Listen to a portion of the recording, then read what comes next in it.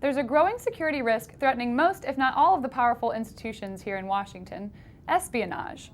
We've got Craig Timberg standing by to tell us more, but first, we'll take a quick look at how the spy game has changed.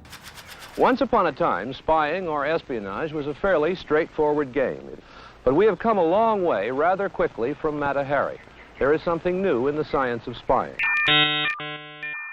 That new aspect in the science of spying is a world awash in digital files stored on network computers. At one time, if you wanted access to secret information, you had to be standing in the same room. They came well equipped for the job. The basic instrument, an X-ray device. Or at least sneak in a hidden microphone. At the UN, it was revealed for all to see. The wireless microphone device hidden by the Russians inside the Great Seal in the American ambassador's study in the Moscow embassy. The dangers of a networked world have been around for a while. I'll admit it, before I was even born, Matthew Broderick almost ended the world in war games. He found the right code word to play the game. We're in.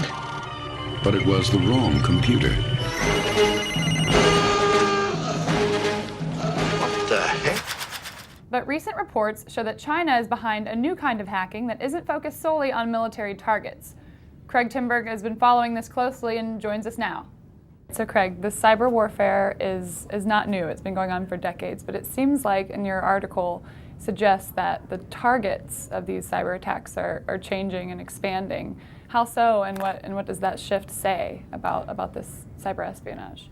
Well, I think if you go back 10, 15 years, it would have been more natural to go after the Pentagon or the White House, and eventually as the computing power went up and the sophistication went up, they broadened out to more kinds of targets. We saw Lockheed Martin get hit, and airplane plans get taken. The newer iteration is they seem to have gone after people like us, news organizations, think tanks, law firms, in the interest of sort of mapping out how Washington works, I think.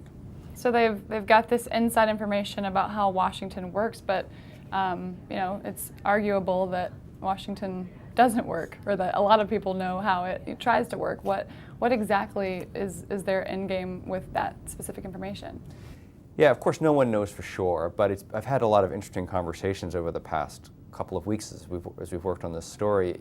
It starts with, well, who's been hacked, and eventually you learn, well, kind of everyone's been hacked, and then you try to figure out, well, what does that mean? And a lot of the experts in this area will say that the Chinese are looking for sort of the subtext beneath the text, the thing that explains what's going on the surface.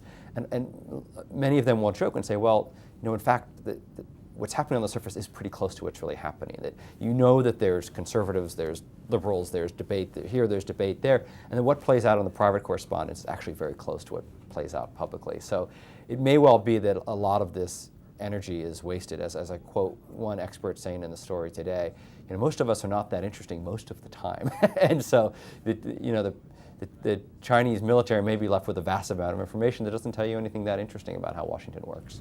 And is it more correspondence with Washington people and maybe dissidents back in China that's more interesting to some of these cyber spies? I think the answer is both, and I think it's clearly the case that the dissidents are in a greater degree of personal peril.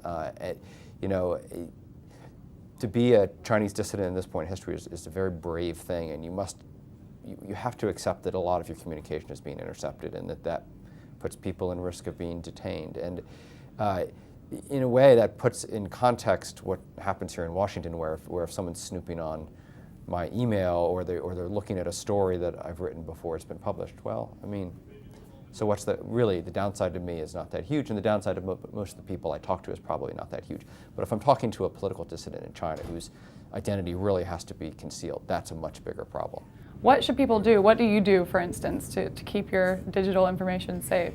Yeah, I guess I kind of assume that it's not terribly safe. For a long time, the advice for everyone has been, don't put anything in an email that you wouldn't want to see in the wrong place. You should think of it more as a postcard than as a letter. And I think we're all trying to kind of reckon with a new era in which our notions of privacy are really being challenged in a new way. And I don't really know what we're supposed to do about this. Well, it's enough to keep everybody a little bit on edge. We'll keep following this as it unfolds. Thanks for joining us. Yes, my pleasure.